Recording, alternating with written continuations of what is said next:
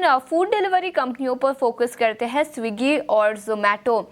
याद रखें 13% की तेजी के साथ कल स्विगी बंद होता हुआ नजर आया था। बड़ी खबर निकल कर आई, उन्होंने फूड डिलीवरी बिजनेस में एक्सपैंड करने का ऐलान किया और on the flip side Zomato ने जो अपनी 15 मिनट फूड डिलीवरी सेगमेंट था वो उन्होंने डिसकंटिन्यू कर दिया। तो पॉजिटिव खबर स्विगी के लिए, नेगेटिव खबर जोमेटो के लिए। हालांकि आज 2% की गिरावट के साथ शुरू प्री ओपन में दिखता हुआ, लेकिन कल 13% की तेजी के साथ स्विगी बंद हुआ था।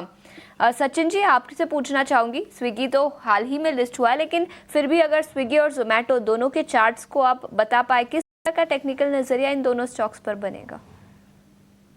वेल आशीषा जी, मुझे लगता है जोमेटो के अंदर जो है एक अच्छे ब्रेकआउट्स लेवल एक्सपेक्टेड है। वो लेवल्स रहेंगे करीब 242 के आसपास में।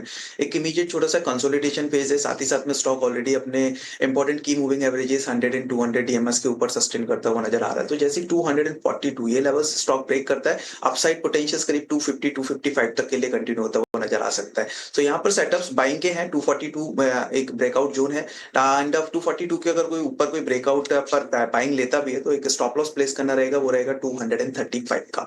वहीं अगर मैं स्विगी की बात करूं तो स्विगी में ओवरऑल अगर देखें तो का ट्रेंड जो है, मार्केट का जो स्ट्रक्चर है वो लाइक स्टॉक का जो स्ट्रक्चर है वो वीक ही है। प्रायर डे पर जरूर हमने एक अच्छा स्पर्ट लोअर साइड से लौटता हुआ देखा है।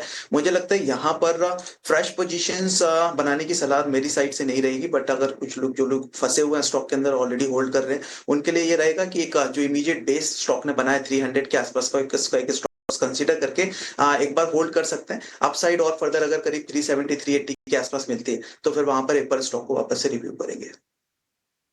नजरिया स्विगी और जोमेटो पर। ऑटो सेक्टर से एमएनएम के मैनेजमेंट को हमने सुना, उसके बाद हमने आपके लिए एक टेक्निकल नजरिया भी रखा और प्री ओपन में स्टॉक 4% से ज्यादा की तेजी के साथ कारोबार करता हुआ 3080 के ऊपर। चंदन, आपसे भी आपकी राय लेना चाहूंगी। एमएनएम निफ्टी के टॉप गेनर्स में कल के सत्र में तेजी दिखी थी, आज भी प्री ओपन में 4% की शानदार तेजी। क्या व्यू होगा आपका एमएनएम पर? बिल्कुल, देखिए एमएनएम पे एक सकारात्मक रवैया है हमारा। इनफैक्ट मैं आपको बताना चाहूंगा, जब टेस्ला की भारत आने की खबरें के चलते काउंटर 2425 तक डिक्लाइन हुआ था, वहां पे एक पॉजिटिव प्राइस पैटर्न बना था और एक हार्मोनिक पैटर्न के साथ एक जो मेजर बॉटम आउट अप्रोच बना वो रिमार्केबल है।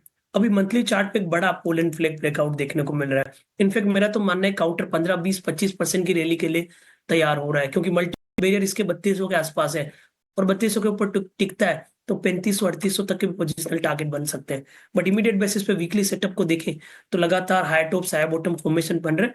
इनफैक्ट डेली चार्ट में भी यहाँ पे पोल एंड फ्लैग का ब्रेकआउट हुआ, क्योंकि 2950 के आसपास के मल्टीपल बैरियर आ रहे थे। तो मेरे हिसाब से मौजूदा लेवल से देखें तो मोमेंटम एक्सटेंड होना चाहिए। कहीं ना कहीं 3200 जो इसके हर्डल है वहां तक इमीडिएट टारगेट बनने चाहिए। तो 3200 3270 यानी कि लाइफ टाइम हाई टेरिटरी के लिए एमएनएम तैयार हो रहा है और पोजिशनली मेरा मानना है और भी बड़ा मूव यहाँ पे देखने को मिलना चाहिए।